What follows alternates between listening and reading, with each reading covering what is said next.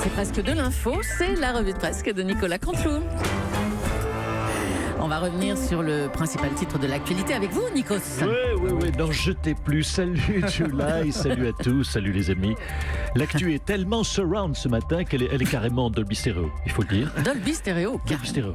Oui, c'est l'actu, c'est Redouane Faïd, vous en doutez, qui a passé sa première nuit en prison dans le Nord-Pas-de-Calais. Incarcéré là-bas, c'est plutôt malin, puisque le jour où il va s'évader, il va réaliser qu'il est en liberté, mais dans le Nord, Pas-de-Calais. Et là, il va se dire finalement, je suis mieux en prison, il va retourner tout seul en cellule. On embrasse bien sûr nos auditeurs ch'tis. Oui, c'est ça, on va faire ça, Nikos, merci beaucoup. Choix, Gérard Collomb a donc quitté son ministère hier, remplacé provisoirement par Édouard Philippe. Bonjour Gérard Collomb. Libéré, délivré, je ne reviendrai plus jamais. Ah, franchement, quel soulagement d'être parti. Je vais retrouver Lyon. À moi, la belle vie, disons-le, à 71 ans. Oui, j'ai l'impression, je vous le concède. Oui. Je vous le confie, de redémarrer une nouvelle jeunesse. D'ailleurs, monsieur Aliagas, oui. J'aimerais, hors antenne, qu'on me transmette les coordonnées de Lily Mamiroc. Vous savez, depuis que j'ai quitté Emmanuel, je suis un cœur à prendre. Emmanuel ? Oui, Emmanuel. Quel Emmanuel ? Oh, ne faites pas l'innocent. Excusez-moi, ce que je voulais dire, c'est que... Oh là là, mais oui, non, pardon, parce que j'ai chopé la mort. Oui, monsieur Apathy le sait, on m'a laissé poireauter de façon éhontée hier 10 minutes dans le froid. Oh, mais... C'est normal, fallait être là pour attendre votre successeur. Allez, vous parlez de la passation de pouvoir avec Édouard Philippe, donc il est arrivé effectivement avec 10 minutes de retard. Ouais. On vous a dû attendre dehors, tout seul. Bon, écoutez, je suis sûr qu'ils l'ont fait exprès pour que j'attrape la grippe. D'ailleurs, quand j'ai dit à Édouard Philippe que j'avais été très honoré d'avoir servi son gouvernement, il m'a répondu... Ah non, mais arrêtez. Excusez-moi. Et il m'a répondu de façon très sèche. Pourquoi ? Parce qu'il est jaloux de me voir vivre la grande vie à Lyon et lui rêve de retourner au Havre. Non, ceci dit, rêver du Havre, c'est un peu bizarre comme rêve. Oh, écoutez, vous êtes vu avec... on salue bien sûr nos Bien sûr, on embrasse voilà, toute la Seine-Maritime d'ailleurs. Dites-moi, vous vous êtes vu avec Emmanuel Macron avant de partir ? Oui, bien sûr. Je lui ai, comme il se doit, rendu ses affaires. Je lui ai restitué son appareil raclette. Lui m'a rendu mon mixeur à smoothie et mes DVD de l'inspecteur Derrick. J'ai encore quelques cartons. J'en discutais d'ailleurs, monsieur Apathy, quelques cartons avec mes affaires qui sont chez lui. J'irai les reprendre quand nous fera moins de mal à tous les deux. Merci Gérard Collomb. Bonne chance pour cette nouvelle vie donc. Merci. Nicolas Hulot, Laura Flessel, Gérard Collomb, c'est la 3e démission imprévue du gouvernement depuis la rentrée. C'est beaucoup, hein. Emmanuel Macron a-t-il toujours de l'autorité sur ses ministres ? C'est ce qu'on va voir avec Jean-Pierre Foucault.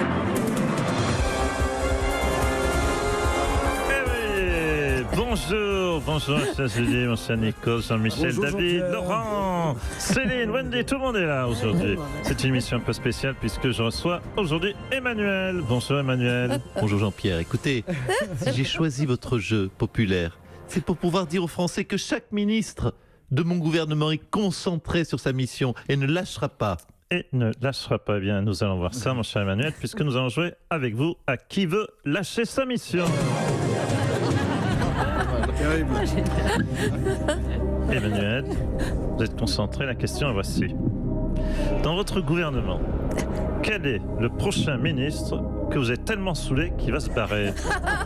Bon, déjà, j'aurais formulé la question différemment, parce que je ne saoule pas, comme vous dites, mes ministres. Bien sûr, bien sûr. Alors Emmanuel, lequel, néanmoins, va prochainement se barrer ? Attention, c'est parti. Gérald Darmanin pour aller à Tourcoing, réponse 1. Muriel Pénicaud pour aller en justice, réponse B. Christophe Castaner pour aller à la muscu, réponse C. Le Playboy. Marlène Schiappa, mais c'est pas grave, elle saoule tout le monde. Réponse D. Jean-Pierre Foucault, encore une fois, mes ministres sont très heureux de travailler avec moi. Édouard Philippe pour aller au Havre, réponse E. Benjamin Griveaux pour aller à la mairie de Paris, réponse F. Jean-Michel Blanquer pour aller au coiffeur, réponse G. François de Rugy pour aller s'acheter du charisme, réponse H. Non, je vous dis que personne ne va partir. Arrêtez de m'interrompre, j'ai également la liste des députés qui vous quittent. Manuel Valls pour aller à Barcelone, réponse I. Enfin, vous avez raison, ça va prendre toute la matinée. À très vite pour un nouveau numéro de Qui va lâcher sa mission. À vous, ma chère Julie. Merci Jean-Pierre. Gérard Collomb est donc parti. Il quitte un ministère réputé éprouvant. Nicolas Sarkozy, vous avez été ministre de l'Intérieur, omniprésent en plus. Hein. Que pensez-vous du départ de Gérard Collomb? Oui, bonjour. Bonjour, Mme Julie. Namasté, monsieur Aliaga. Bonjour, monsieur le président. Je vous souhaite à tous autour de cette table la paix dans votre vie et de vous ouvrir au grand tout. Oh là là.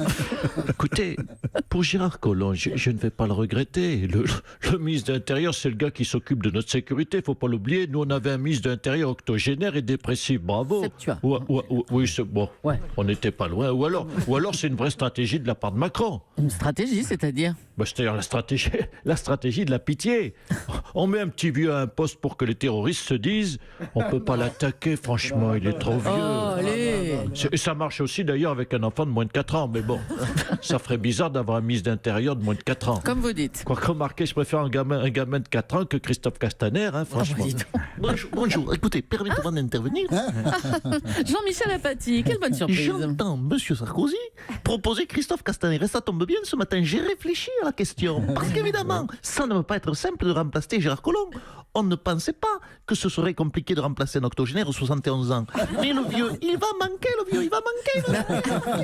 Mais alors, qui pour le remplacer? Écoutez, il faut qu'il y ait quelqu'un qui connaisse les dossiers. Immigration, terrorisme, drogue, alcool, prostituée. Et c'est là qu'on voit qu'En Marche est un parti de briques et de broc. Personne ne se dégage véritablement. Castaner, il est nul. Il y connaît rien. Le Drian, il est trop vieux. Darmanin, il est trop jeune. Autant mettre un poster de Colombo, une poupée à l'effigie du commissaire Boingré, un DVD de Nestor Burma, un ficus, un litre de lait, un disque de Guy Marchand. Ce que vous voulez. Oui, non, pardonnez-moi, parce que je n'ai pas été cité. Moi, je suis prêt à prendre le poste. J'ai envoyé un message. Bonjour, c'est Jean-Vincent Placé. J'ai envoyé Emmanuel Macron. Oui, parce que moi, être ministre, oui, je ne m'en cache pas. Ça, oui, ça me branche bien. Et puis je connais. Oui, je me suis Aliagas. Il n'y a pas de oui, je connais les dossiers.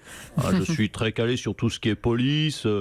Oui, les cellules de dégrisement, les gardes à vue, tout ça, je suis vraiment au taquet. Donc, pour une fois que j'ai des compétences quelque part, c'est dommage de ne pas s'en servir, franchement. Allez, à bientôt, Jean-Vincent Placé. Bonne chance. Hein. Redouane Faïd. Beauvau, bien sûr. Hein.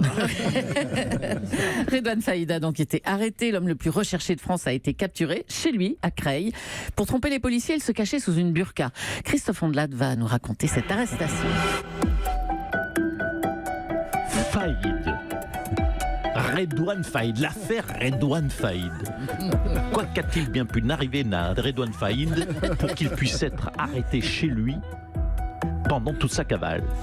Comment l'a-t-on pu l'arrêter? Voici un nouveau numéro de Ondelat se la raconte. Nous sommes à Creil.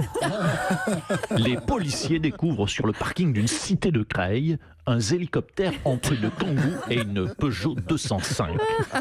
Ils se disent, tiens, on dirait le hélico qui a servi à l'évasion de Redouane. Ils repèrent à cet instant une femme en burqa et décident de l'interroger. Bonjour Madame Burqa, connaissez-vous Redouane Faïd? Non, pas du tout. Répond la femme avec une grosse voix de monsieur musclé. Cette femme n'est autre que Redouane Faïd. Ce dernier est inquiet. Il sait que Gérard Collomb est à ses trousses. D'ailleurs, en quittant le parking, il entend distinctement le bruit des choles de l'implacable ministre de l'Intérieur. Schlap, schlap, schlap, schlap, schlap. Mais il sait qu'à pleine vitesse, Gérard Collomb ne dépasse jamais les 3 km/h. Il a donc de la marge. Malheureusement pour le fugitif, les forces de l'ordre ont repéré cette étrange femme à la voix d'homme qui vient de rentrer au domicile de l'homme le plus recherché de France. Redouane Faïd vient de se trahir. C'était Christophe Ondelat. La semaine prochaine, nous parlerons de l'affaire Navour. Navour. L'affaire Charles Aznavour. Charles Aznavour. Avec cette question, le sketch du chinois de Michel Leble a-t-il tué Charles Aznavour? À demain, chère Julie. À demain. Bravo, c'était Nicolas Canteloup. Nicolas Canteloup tous les jours pour la revue de presse à 8h40.